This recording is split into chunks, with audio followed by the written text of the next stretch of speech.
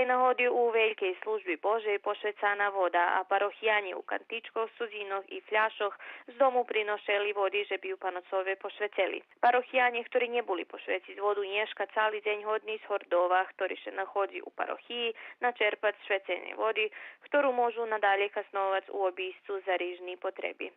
So tým švetom počína i pošvecanie obiscoch povalale. Panocové pošvecanie počali už Nješka naštivujúci i pošvecujúci manastir časných šestroch.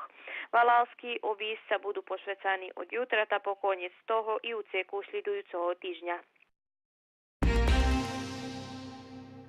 U Berkasove pošvecovanie obiscoch počalo včera a bude zakončené Nješka. A otec Vladimír Edelinský Mikolka na jutre pošvecenie obiscoch predlúži u Bikiču. U Bačincoch otec Darko Rac obisca pošvecuje Nješka i na jutre.